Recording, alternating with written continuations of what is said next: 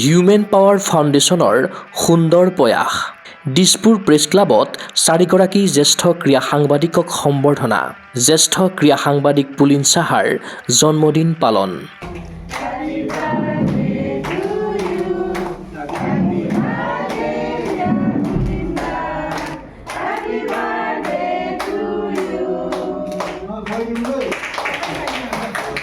বুধবাৰে দিছপুৰ প্ৰেছ ক্লাবত বেচৰকাৰী সংস্থা হিউমেন পাৱাৰ ফাউণ্ডেশ্যনৰ উদ্যোগত 4গৰাকী ৰাজ্যৰ জ্যেষ্ঠ ক্ৰীড়া সাংবাদিকক সম্বৰ্ধনা প্ৰদান কৰা হয়। 2015 চনৰ পৰা সামাজিক সাংস্কৃতিক তথা ক্ৰীড়াৰ দিশত সামাজিক দায়বদ্ধতাৰে কাম কৰি আহিছে এই সংস্থাটোৱে। 10টা বসন্ত গৰকা সংস্থাটোৱে 2025 বৰ্ষৰ অন্তিম ভাগত আয়োজন কৰা এই অনুষ্ঠানটোত 4গৰাকী জ্যেষ্ঠ ক্ৰীড়া সাংবাদিক ক্ৰমে পবিত্ৰ গগৈ, উদয় বৰগোহাঁই, পুলিন চাহা আৰু জয়ন্ত কুমাৰ দাসক সম্বৰ্ধনা জ্ঞাপন কৰে। ক্ৰীড়া সাংবাদিকতাৰ জৰিয়তে কেইবাটাও দশক জুৰি অসমৰ ক্ৰীড়া ক্ষেত্ৰলৈ অৱদান আগবঢ়োৱা অন্যতম 4গৰাকী সাংবাদিকৰ প্ৰতি সন্মান জনাই এই সম্বৰ্ধনা জ্ঞাপন কৰে হিউমেন পাৱাৰ ফাউণ্ডেশ্যনে। গামোচা, চেলেং, জাপি, প্ৰশস্তি পত্ৰৰে 4গৰাকী জ্যেষ্ঠ ক্ৰীড়া সাংবাদিকক আদৰিলে সংস্থাৰ বিষয়ববীয়াই। মৰম আৰু শ্ৰদ্ধাৰে এটাকৈ গছপুলিও উপহাৰ দিলে 4 জ্যেষ্ঠ ক্ৰীড়া সাংবাদিকক। বন্তি প্ৰজ্বলনেৰে শুভাৰম্ভ কৰা অনুষ্ঠানত হিউমেন পাৱাৰ ফাউণ্ডেশ্যনৰ সম্পাদক অঞ্জনা দাসে উদ্দেশ্য ব্যাখ্যা কৰাৰ লগতে অনুষ্ঠানটোৰ আঁত ধৰে সংস্থাৰ সাংস্কৃতিক সম্পাদক চন্দন গৌতম গোস্বামীয়ে। সম্বৰ্ধনা অনুষ্ঠানত মুখ্য অতিথিৰূপে উপস্থিত থাকিল অভিৰুচি গোষ্ঠীৰ প্ৰতিষ্ঠাপক অধ্যক্ষ তথা সক্ৰিয় ক্ৰীড়া সংগঠক বলেন্দ্ৰ মোহন চক্ৰৱৰ্তী।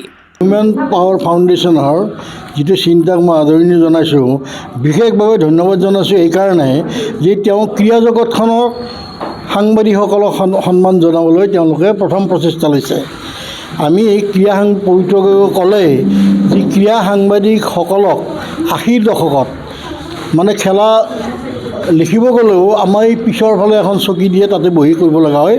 সেইকাৰণে 1982 চনত ক্ৰীড়া সাংবাদিকসকলৰ উত্তৰণৰ কাৰণে মই মুখ্য ভূমিকা লৈ পবিত্ৰহঁত তেতিয়া বিবৰুৱা কলেজৰ ছাত্ৰ সমুদ্ৰগুপ্ত কাশ্যপ, মানৱেন্দ্ৰ বৰুৱা, দীপক বেজবৰুৱা আৰু জিতেন গগৈ আছিলে সৰু ল'ৰা তেতিয়া, আৰু আমাৰ বাকীবিলাক আছে পিছলৈ, কিন্তু একদম প্ৰাৰম্ভিক ক্ষেত্ৰত সেইখিনি আমি আৰম্ভ কৰিলোঁ অসম ক্ৰীড়া সাংবাদিক সন্থা।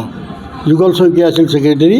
গতিকে তেতিয়াৰ পৰা আমি চিন্তা কৰিছিলোঁ ক্ৰীড়া ক্ষেত্ৰত আমি আগবাঢ়িব লাগে, সন্মান জনাব লাগে, আৰু ক্ৰীড়া সাহিত্যক কলিকতাৰ যিটো ক্ৰীড়া সাহিত্যৰ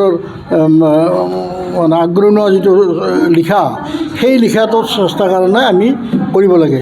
সেই সময়ত পবিত্ৰ গগৈ প্ৰথম দুখন কিতাপ লিখিছিল, ব্ৰেডমেন আৰু পেলে। ক্ৰীড়া সাহিত্যৰ আৰম্ভণি বুলি ক'ব লাগিব কিতাপ আকাৰত 81ত।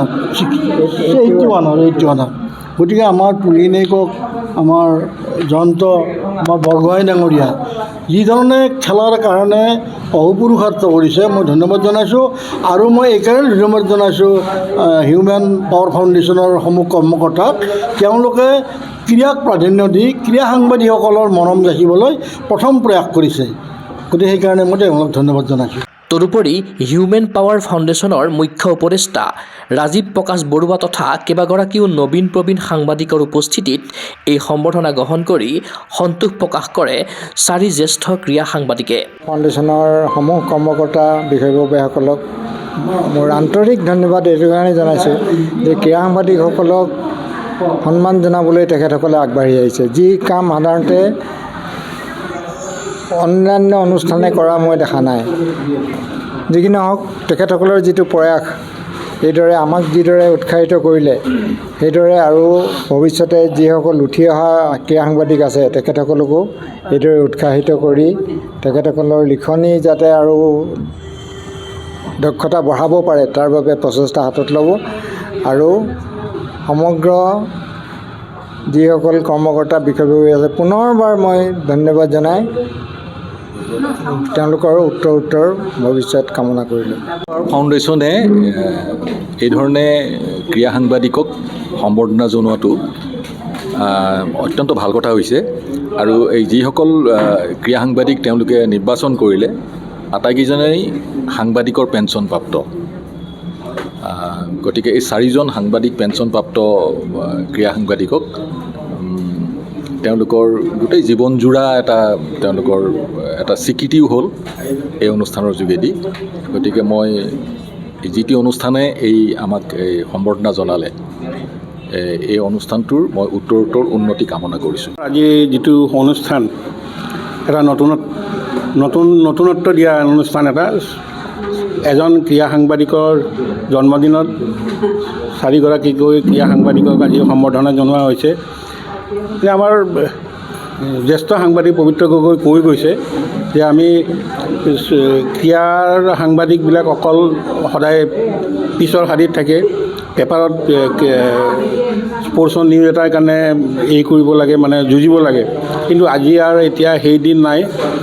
এতিয়া ক্ৰীড়াৰ বাতৰি এতিয়া পেজ 1লৈকে আহিছে, প্ৰথম বাতৰি কাকতৰ পেজ 1লৈকে আহিছে, আৰু ব্ৰেকিং নিউজ পৰ্যন্ত এতিয়া হৈছে। এতিয়া স্পৰ্টছ জাৰ্নেলিষ্টখিনিক মানুহে চিনি পায় যেতিয়া ইয়াত ইণ্টাৰনেশ্যনেল খেল আহে, যেতিয়া ফুটবল আহে। এই টিকটটোৰ কাৰণে এতিয়া আমাক মানে এডিটৰে পৰ্যন্ত আমাক ফোন কৰিব বাধ্য হৈছে, 2খনমান টিকট মোক আনি দিয়া, নাইবা আমাৰ মালিকে পৰ্যন্ত আমাক টিকটৰ ফাৰ্মাছ দিব লগা হৈছে। সেয়ে আমাৰ গৌৰৱৰ বিষয়। ক্ৰীড়া সাংবাদিকতাৰ লগতে অসমৰ ভাৰতবৰ্ষৰ ক্ৰীড়া ক্ষেত্ৰখন যথেষ্ট আগবাঢ়ি গৈছে। আমি ভাবোঁ এনেধৰণৰ স্কোপ আৰু আহি থাকিব, আৰু নৱপ্ৰজন্মই ক্ৰীড়া সাংবাদিকতাৰ প্ৰতি, ক্ৰীড়াৰ প্ৰতি আৰু উৎসাহী হ'ব। ইফালে জ্যেষ্ঠ ক্ৰীড়া সাংবাদিক পুলিন চাহাৰ জন্মদিন উপলক্ষে কেক কাটি উভতা দিনৰ ওলগ জনালে সংস্থাৰ বিষয়ববীয়া তথা উপস্থিত শুভাকাংক্ষীয়ে। হিউমেন পাৱাৰ ফাউণ্ডেশ্যনৰ পদক্ষেপক শলাগিলে পুলিন চাহাই। অঞ্জনা যিসকল বাইটি বা ভণ্টিসকল আহিছে বা সদস্য আছে, ইনক্লুডিং আৱাৰ মিডিয়া, তেওঁলোকে আমাক জীৱিত কালতে সম্বৰ্ধনা জনায়। এইটো এটা সাংঘাতিক ইউনিক কাণ্ড। সাধাৰণতে আমি দেখা পাই আহিছোঁ গোটেই জীৱনটো বহুত সংগঠক ঢুকাই যায়, তাৰপিছত তেওঁৰ পৰ্ট্ৰেট মানে মূৰ্তি কিংবা তেওঁৰ প্ৰতিকৃতিত শ্ৰদ্ধাঞ্জলি দৰ্পণ কৰে। এইটো আপোনালোকে সাংঘাতিক কাম কৰিছে।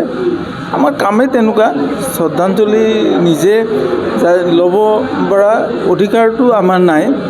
ৰাইজে যিটো যাচে, আপোনালোকে যিটো যাচে, সেইটোৱে মেইন, সেইটোৱে হ'ল আচল কৃতজ্ঞতা আমাৰ কাৰণে সেইটোৱে পুৰস্কাৰ।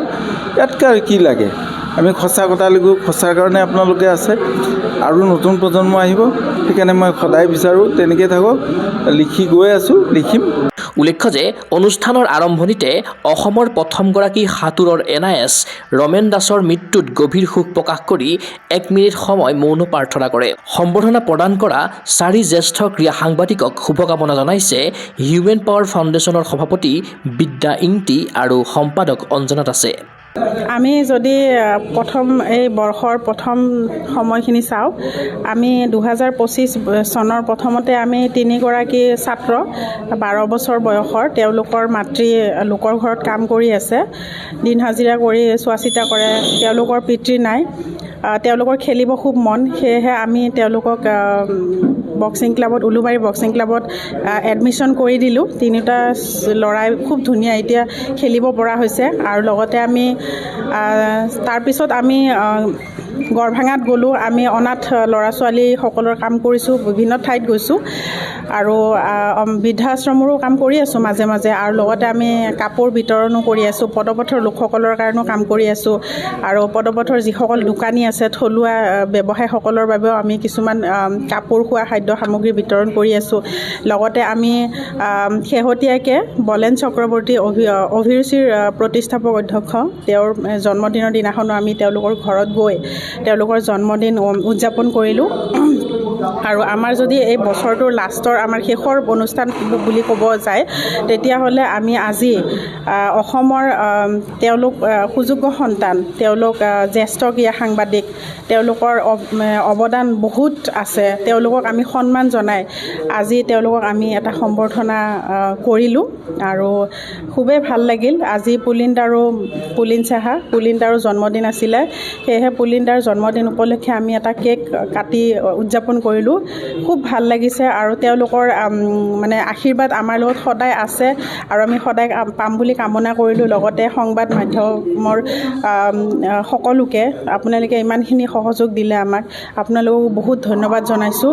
লগতে অনাগত দিনত আপোনালোকৰ সহায় সহযোগিতা আমি বিনম্ৰতাৰে কামনা কৰিছোঁ। হিউমেন পাৱাৰ ফাউণ্ডেশ্যনৰ এনে প্ৰচেষ্টাক প্ৰশংসা কৰিছে ক্ৰীড়া অনুৰাগীয়ে।